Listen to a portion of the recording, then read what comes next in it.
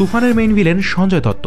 Social মিডিয়াতে কোনোভাবেই থামছে না তুফানের ঝড়, এবং এই ঝড়ের মাঝেই সুনামির ইঙ্গিত দিল ছবি ডিরেক্টর রায়হান রাফি। এটি অ্যাওয়ার্ড প্রোগ্রামে তিনি জানান, তুফানে আরো অনেক বড় চমক বাকি আছে, যা দেখে দর্শক পাগলও হয়ে যেতে পারে। সেই সাথে বিশেষ কিছু সূত্রে জানা যায়, তুফানের মেইন ভিলেনের চরিত্রে দেখা যেতে পারে সঞ্জয় দত্তকে। যদি তাই হয়ে থাকে, তাহলে তুফান যে সুনামিতে রূপ নেবে এতে কোনো সন্দেহ নাই। এখন শুধু অপেক্ষা যে সাকিবের তুফান আর কি কি তাণ্ডব ঘটাতে চলেছে সামনে। আসন্ন ঈদুল আজহায় মুক্তি পেতে যাচ্ছে সাকিবের তুফান। তুফানের টিজ দেখলেন কেজিএফ এর নায়ক ইয়াশ।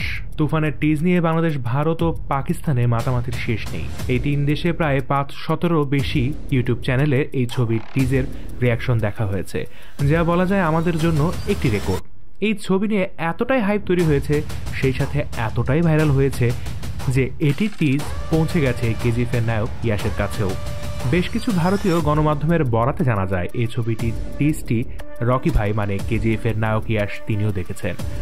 আরও জানা যায়, ছবিটি নিয়ে কেজিএফ এ নকলের কথা উঠেছে বিধায় তিনি এটি দেখেন।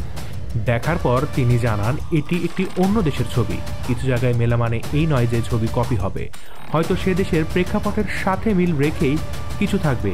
আর সময় বা প্রেক্ষাপট তুলতে গেলে অনেক কিছুই মিলে যায়, এটা তো দোষের কিছু দেখছি না। সব মিলে সাকিবিয়ানদের ঈদ আনন্দ আরও বাড়বে বলে আশা করছে এই ছবির প্রযোজক এবং অন্যান্য কলাকুশলীরা।